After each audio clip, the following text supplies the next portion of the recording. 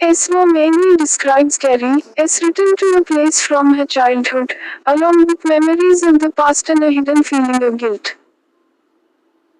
The story begins by showing how Carrie often used to dream about coming back to this place. In her dreams, she is a young girl again, walking along a narrow path beside a railway line. The place feels a little scary, especially the Indian trees in Rude, Grove, which look twisted and creepy, almost like they are reaching out to grab her. In the dream, she always ends up running away in fear. These dreams show that her childhood memories are not only happy but also frightening and emotional. Later, Carrie actually returns to this place after many years, this time with her own children. However, everything has changed. The railway line is no longer there, and the area is overgrown with bushes and wild plants, making it look like a forgotten forest from a fairy tale. Her children are surprised and think no one has been there for hundreds of years, but Carrie explains that it has only been about 30 years since she was last there during the war. Carrie then tells her children about her childhood during World War II, when she and many other children were sent away from cities to the countryside to stay safe from bombings. She and her younger brother, Uncle Nick, were sent away alone without their parents. This was a difficult and emotional time because they had to leave their family and go to an unknown place. She describes how she and Nick used to walk along the railway line safely because there were very few trains. Sometimes, trains would even stop if sheep were on the tracks, and passengers could get down and relax. Carrie also remembers picking blackberries along the way.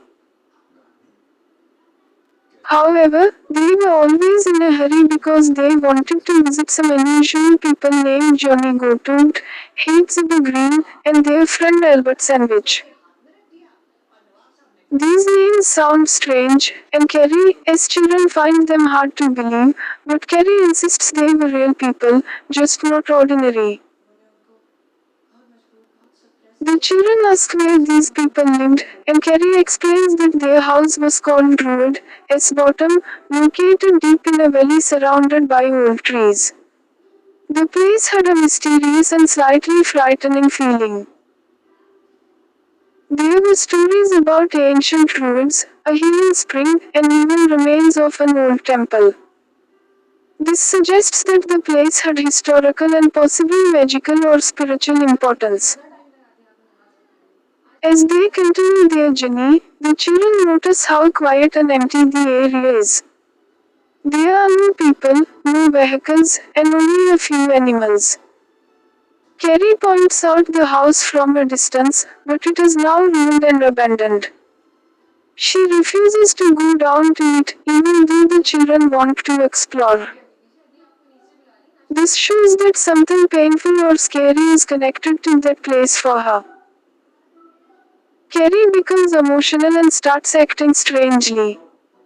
She laughs nervously, puts on dark glasses to hide her eyes, and apologizes to her children for bringing them there. She explains that she had hoped to remember only the happy times from her childhood, but instead, painful memories have come back. She admits that when she was about 12 years old, she feels she did something terrible, the worst thing in her life, and she still feels guilty about it, even though she tries to tell herself it wasn't her fault.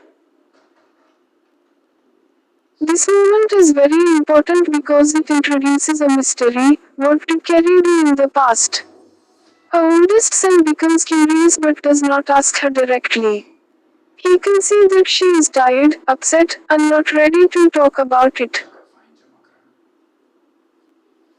As they walk back, the boy tries to comfort her and even imagines that if he closes his eyes and walks carefully, maybe some kind of magic will bring his dead father back.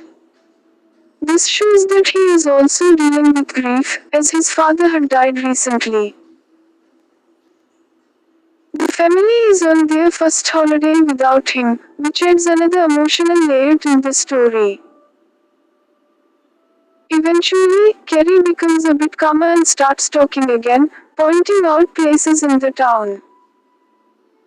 She shows them where they are staying, a pub called the Dog and Duck, the chapel where they used to study, and the railway track where trains once passed.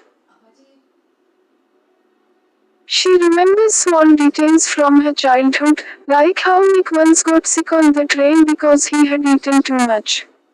These memories mix sadness with a little humor. The town itself is described as poor and lifeless, with closed mines and empty shops. This shows how much the place has changed over time, especially after the war ended and the coal industry declined. At the end of the chapter, Carrie begins to tell the story properly, starting with an incident where Uncle Nick was sick. This signals that the main story of her childhood, and possibly the terrible thing she mentioned, is about to be revealed. Overall, this chapter is about memory, change, and hidden guilt. It shows how places can change over time, but emotions and memories stay strong. Carrie, as written to her childhood location, brings back both happy and painful memories, and it also introduces a mystery that will likely be explained later in the story.